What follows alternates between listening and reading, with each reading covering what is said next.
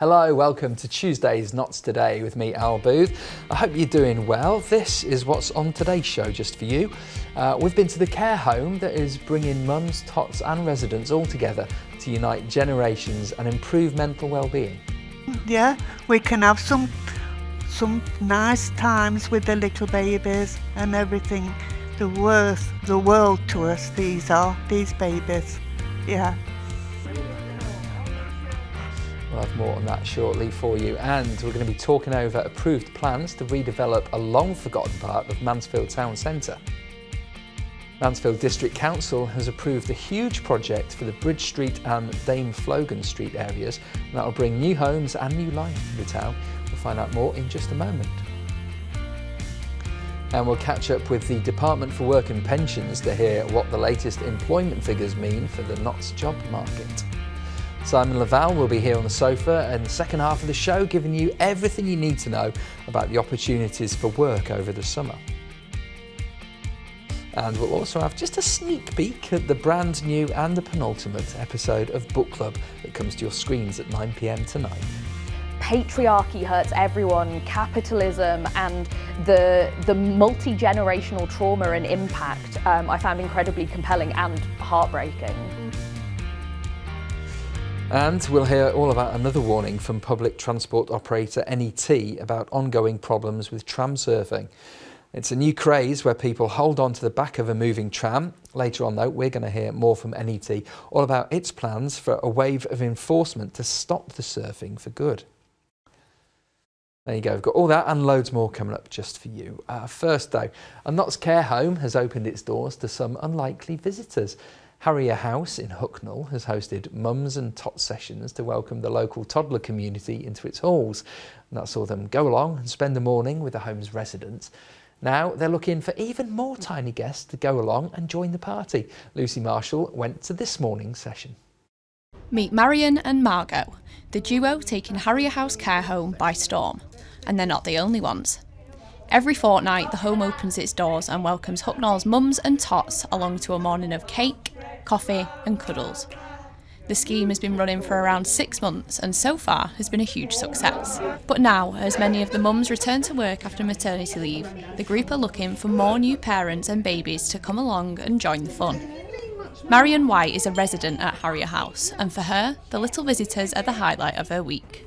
I love it every time. I love babies. I love them from the baby. I used to have some babies myself. I love every one of them every day. I sit at home and look at all the babies when I can, and it just makes me a bit, what do you call it, crying and all sorts. They're worth the world to us, these babies, yeah. And she's not the only one who loves the sessions.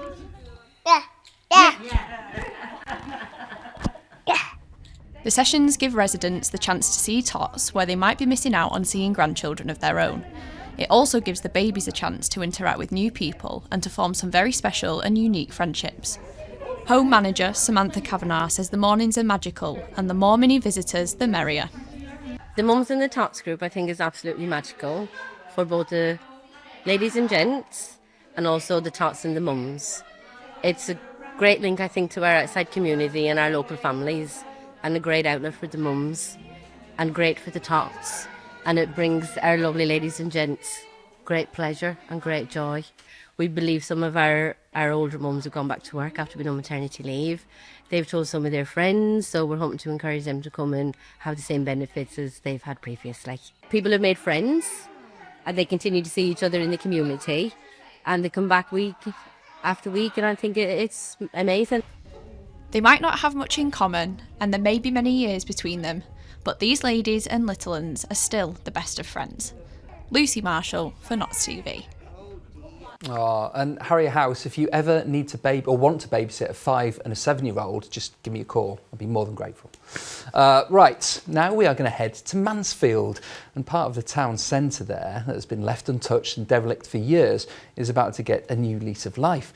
The Bridge Street and Dame Flogan Street areas of the town have become run down over the years, but plans by the council to knock down several derelict and unused buildings near to the iconic viaduct have now been approved, and that will make way for about 60 affordable town centre homes.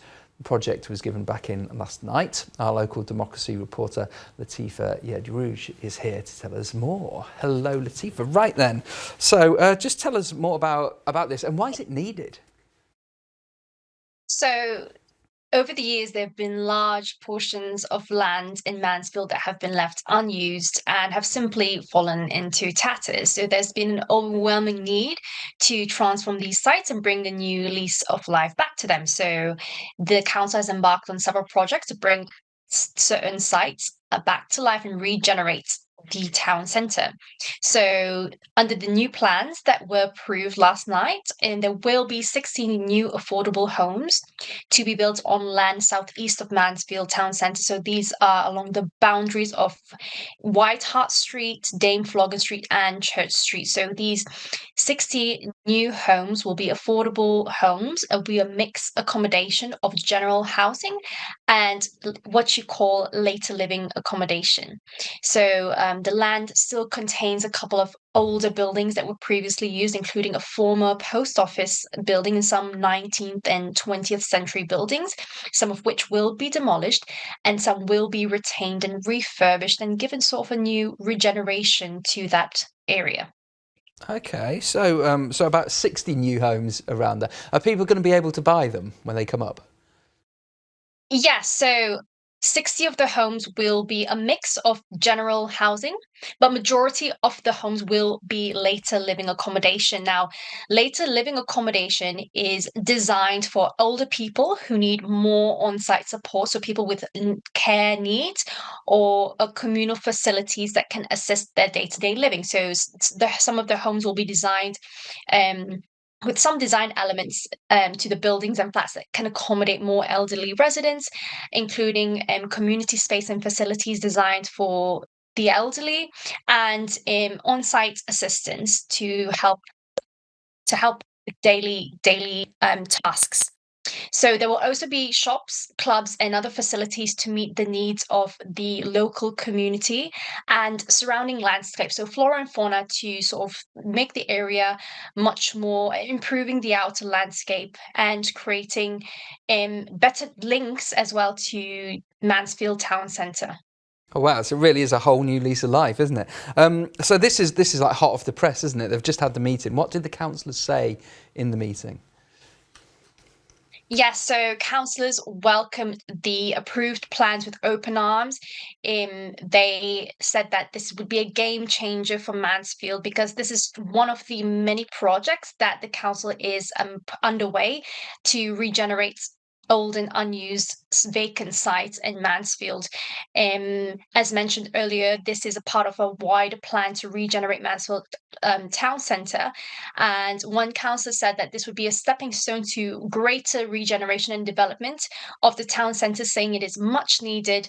And this particular plan to build 60 new homes will benefit the ageing population in the district, he says, bringing back derelict sites that are unused and bringing a new lease of life back to them. So in a way, it is a win-win for both sides. So this was originally included in a Mansfield master plan a few years ago, wasn't it? What else is being redeveloped in the town?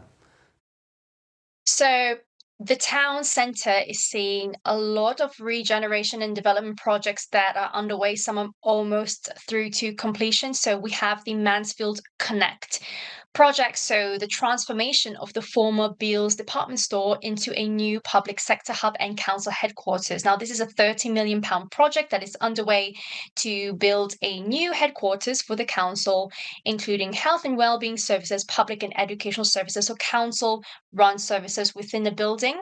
So that is one of the projects that is underway. We have the Stockwell Gateway project, a £12 million project for a former bus station to be turned into a 100-bed hotel. So this is a big project, and construction began in 2021, so it's still underway. So we also have Metal Box Factory on Rock Valley to be turned into a retirement complex, 47 apartments and 27 bungalows. And now these projects are all being built on brownfield sites. Brownfield sites are sort of areas of land that are unused and Latifa, I'm sorry. derelict. We've run out of time, but Mansfield is clearly the place to be. So we will no doubt talk to you about that again in the future. Thank you. Exciting. Right, another Notts news now, and police have launched an appeal after a serious assault outside a pub. It happened on Main Street in Huthwaite at 9:10 on Sunday evening. Nottinghamshire police were called to an incident at the Market Inn. Say a man in his 30s was hospitalised with serious injuries, although no weapons were involved. 31-year-old man has been arrested on suspicion of a fray and remains in custody. If you witnessed it, you can call them on 101. And a man's appeared in court charged with attempted murder after a woman was found with serious injuries inside a home. Officers were called to Mill Road in Newthorpe after 8 o'clock on Friday evening after a woman in her 70s was stabbed. She was taken to hospital with serious injuries. An investigation was launched before 51-year-old Lee Bates of Mill Road was arrested. He was charged with attempted murder and appeared in Nottingham Magistrates Court on Monday and remanded into custody ahead of Crown Court appearance next month. And a gang of criminals responsible for creating and distributing assassination kits will be sentenced.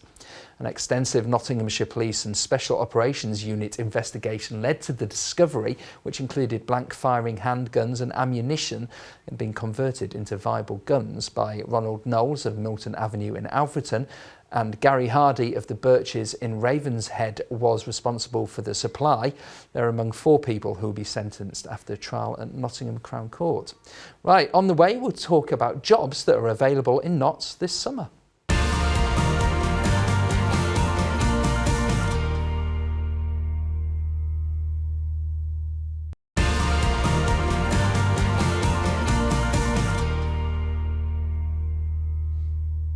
Hello, welcome back to Tuesday's show. I'm Al, thank you for being here.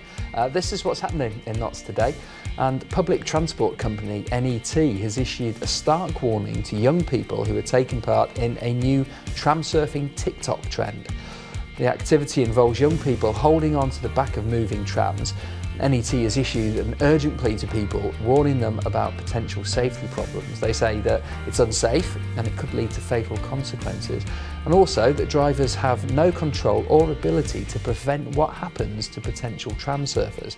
They're working with police and local schools, but have also asked for the support of parents as well. And a national rehabilitation centre being run by Nottingham University Hospitals Trust will be the NHS's first completely carbon neutral facility. The health site will bring together expertise and resources in rehabilitation treatment, in training as well, and research, all under one roof. It's currently being built in Stamford Hall, that's between Nottingham and Loughborough. Now the Trust says the project will be completely carbon neutral and it will bring life-changing treatment and research to patients, with construction on the project about to come to an end. And a £30 million project to bring new jobs, investment and innovation to Ashfield has been delayed by a year. Work on the Automated Distribution and Manufacturing Centre in Kirkby started in January. It was originally expected to take about a year, with the project being funded by government regeneration money. Now though, the construction isn't expected to complete until the end of 2026, and a new reason for the delay has been provided, while council papers say another £50,000 will also be spent on the project. Right, we'll stay with jobs, I think, because it's time for our next great guest. We're going to be joined by the Department for Work and Pensions, Simon Laval, to tell us all about the facts, the figures, the employment opportunities that are happening right here in our county. Welcome to the show. Good evening again. So, summertime then, or all things open up in summer. What's the job scene looking like at the moment? It's looking really buoyant at the moment. There's lots of sort of, like you say, summer jobs, seasonal jobs coming up. We're working constantly with employers to, there'll be the beach coming up soon as well, won't there? So we're working with them. There's loads of jobs in that, hundreds of jobs there for our people. So it's looking buoyant. It's not just about the seasonal work. There is work out there as well for anyone all year round. I forgot about the beach. This year is flying by, isn't it? Like Yeah. mid-June, it's crazy. Yeah, it's mad. So where are the jobs happening there? So at the moment, we've got 107 jobs on our Find a Job website. That's the dwp.gov.uk. 107 hospitality. There's 955 care work jobs. It's not for everyone, but you know, it's an important sector. Warehouse is 99 jobs. Admin 197, and security there's 372. Obviously, planning for the summer. Yeah, there's always warehouse and security jobs. Yeah, always seems to be. yeah, Always. and care. And care, yeah, Yeah. absolutely. Let's talk about the Get Britain Working scheme that kicked in. So, like we say, we're in June, so this started at the beginning of the year. How's it all going? It's going really, really well. It's moving in line with the move to UC. You know, we're phasing out ESA and putting people on universal credit. But I would say, you know, people shouldn't panic. It's not to force people with thumb screws into work. You know, it really isn't. We don't want that. We want people that want to work in sustainable jobs.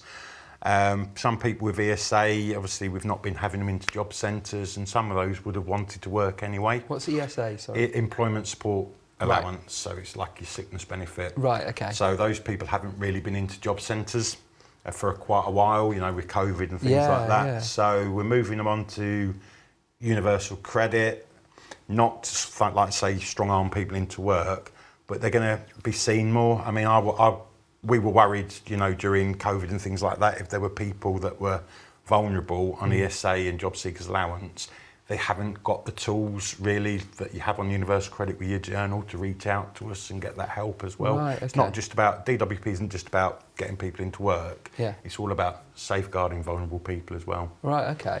But like you say, and getting people into work is a big part of what It's you do. massive, And yeah. coaching, you know. Yeah, I think, and yeah. I don't think people necessarily realise that you There's do plenty- coach. You really help build confidence we coach, in people. build confidence. We've got external partners that we can signpost people to, book them up, get a CV done. A lot of it is, you know, if people haven't been working for a while, they've got transferable skills. It's like someone who's a parent. Oh, I've only been a parent. You haven't only been a parent. Flipping heck, You've no. done everything. Yeah, literally So everything. we can get a CV put with those skills on there. Yeah. Well, I think, like you say, if people have been working, if you've been in one job for long, you haven't done your CV for sometimes decades, Yeah. potentially, have you? And they are tricky little blighters to put together. I wouldn't want to do one. No. And you have to be so succinct, and everything has to be worded. And obviously, you now go to, I'd sound like my dad now. Now you go to HR before you go to the actual thing. So Yeah. that's why help, you know, is invaluable, really. Have we got any jobs fairs coming up over?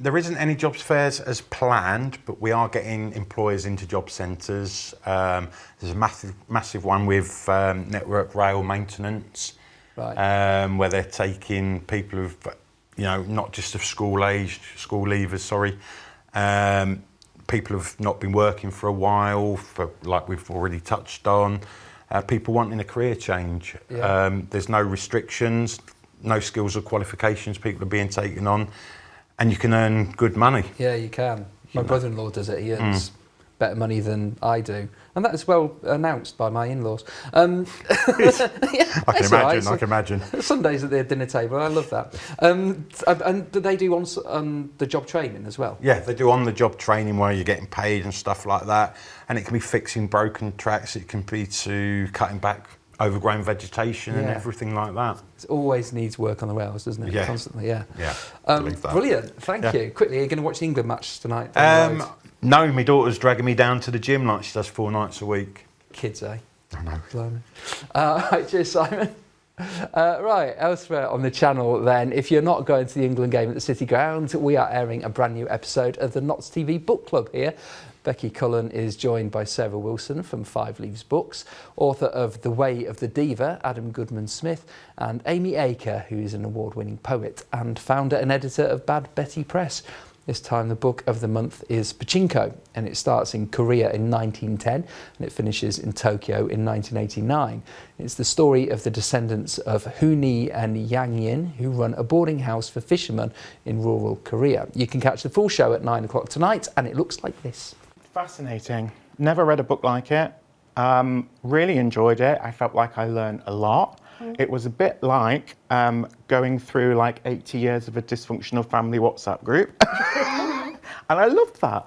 Yeah, you like the saga element? Yes. Yes, very good. Thank you very much. Amy? I mean, it's an absolutely stunning book, but my heart just hurt all the way through. You know, there's so much sacrifice, this kind of constant struggle between, you know, this idea of honour versus survival, and what the women go through, especially, and the way the discrimination on the national scale kind of bleeds into their personal sacrifices.